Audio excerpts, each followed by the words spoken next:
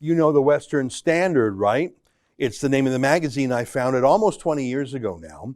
We shut down the paper version of the magazine in 2007, and we sold the website and some other remaining assets to one of our founding managers, and it has been reborn as a news website just in the last year or so to take a Wexit or pro-Western point of view on news and opinion.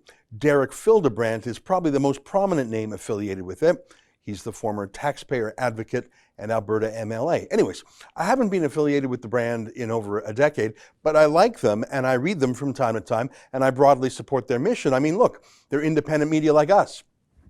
There's not a lot of us who can refuse the Trudeau cash, so I salute them. I automatically know they're one of the good guys, just like the True North and Spencer Fernando and Blacklocks in Ottawa. There's only a handful of independent media left.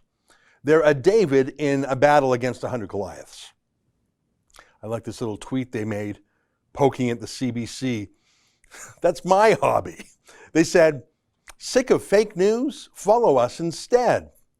And "Real news, a truly free press for the West." All right, good for them. I like that. I agree with that. I mean, the CBC hates a lot of things. They hate Donald Trump. They hate free speech. They hate pandemic skeptics. They hate Christians.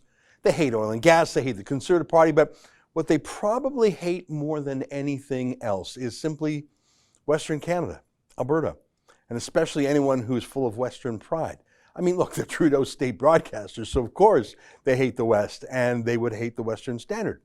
So I was shocked but not surprised when I saw this letter that the Western Standard made public, a threat letter from the CBC's lawyers. I'm serious. Let me read some of it to you. Actually, I'll read the whole thing. October 22nd, 2020, delivered via email. To whom it may concern, trademark infringement of the Canadian Broadcasting Corporation GEM logo. We are writing from the Canadian Broadcasting Corporation, Canada's national public broadcaster. CBC is the owner of a family of CBC GEM marks, including official marks and trademarks, both in Canada and the US. CBC is the owner of the following official mark in Canada, and then an image. The CBC GEM is not only an iconic logo, but CBC has been recognized as one of the most influential brands in Canada. In addition to being an iconic trademark in Canada, it is protectable under both US and Canadian trademark law. Okay, so that's true enough. I mean, if you extract $100 billion from Canadians over the course of 75 years and pump it into a propaganda machine and force yourselves into radio and everyone's TV and now push yourselves online, yeah, sure. You're going to be a recognized brand. That only costs $100 billion. Now, that's different than from being a beloved brand, by the way. Canadians are overwhelmingly bored and uninterested in the CBC. Here's the Globe and Mail on that. The CBC's latest annual report tells a tale of dwindling viewership. English language TV had a primetime audience share in the last fiscal year of just 5%, an all-time low, down from 9.3% in 2010. And deteriorating finances. Revenues outside of its parliamentary grant now cover just 28% of expenses. But the real measure is qualitative. Yeah, it's terrible. So that's the good news for the CBC. 1 in 20 people watch it. Woo! The bad news is that so many of the rest of us just hate them because, well, the feeling's mutual. If someone hates you, you're probably going to feel the same about them. The CBC just hates so many things about Canada and Canadians, and they want to change us to remake us into Justin Trudeau's image. No thanks. You'd have to be pretty weird to like that. But still, I will concede that the CBC GEM, as they laughably call that 70s-looking bubble, I will concede that people know that stands for the state broadcaster. Sure it does. Just like everyone knows that the hammer and sickle is the communist trademark. Communists don't believe in trademarks. It's the communist symbol. It doesn't mean people like it. But let me read some more from the letter. It has come to CBC's attention that you are unlawfully using the CBC GEM logo on your Twitter account. A screenshot of your Twitter page showing your flagrant use of this trademark is attached here to as Exhibit A. Now, Exhibit A is simply a screenshot of the tweet I read to you before.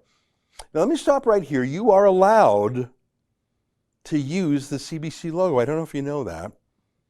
You're allowed to use a Coca-Cola logo or a Starbucks logo. You're allowed to. It's a free country.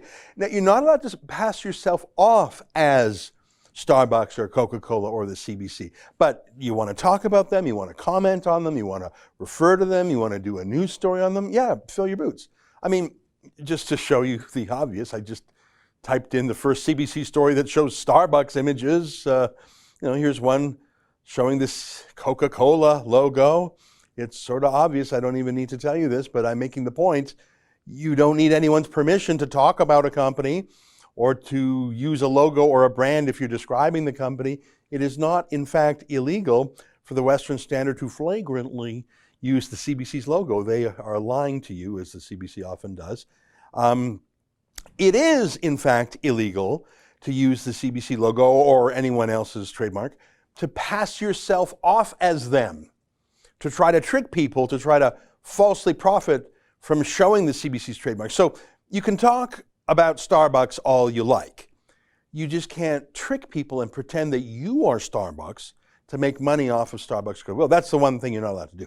So even Pepsi is allowed to use Coke's logo. In fact, if you're my age or older, you might remember something Pepsi used to do a lot in the 80s called the Pepsi Challenge. I don't know if you remember that, but here's an excerpt from a TV ad. These ads were everywhere.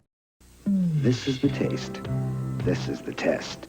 Pepsi versus Coke, the Pepsi Challenge. Pepsi. And all across America, more people pick Pepsi. Time after time after time. Pepsi Cola. Oh, what a time. So is that illegal? Pepsi was showing you Coke bottles, showing you Coke's brand, showing you Coke's trademark, using it to make money, really rubbing it in Coke's face, but it was completely legal because you're allowed to talk about things, you're allowed to talk about your competitors, even to criticize them. You're just not allowed to trick people into thinking you are them. So Pepsi couldn't use Coke's logo to trick people into buying Pepsi by making them think it was really Coke. That would be stealing their goodwill, which is kind of intellectual property. But as you could see, that's the opposite of the use that Pepsi did in the 80s. Pepsi was showing it was not Coke. And that's exactly what the new Western Standard is doing to CBC today. Western Standard isn't trying to trick people into subscribing to it or reading it by fooling them that they're thinking they're getting CBC content. They're doing the opposite. They're promising to be the anti-CBC. They're contrasting themselves with the crap, the fake news of the CBC. They're pointing out that they are different. It's like the Pepsi Challenge, but amongst media. Let me read just a little bit more from the liars at Trudeau's CBC state broadcaster. The use of the CBC GEM logo on your website has not been authorized by CBC, and such use constitutes a prohibited form of copyright infringement, trademark infringement, and passing off of CBC's intellectual property rights. It is also depreciating the goodwill of our trademark. Yeah, no. Do you think the Western Standard is passing themselves off as the CBC, really? I don't think the CBC's lawyers are that stupid. I think they just think you're that stupid. That's an excerpt from my daily show, the Ezra Levant Show. Every day I do a monologue on the news of the day, then I interview an interesting guest, and then I read my hate mail. You gotta subscribe. Go to rebelnews.com.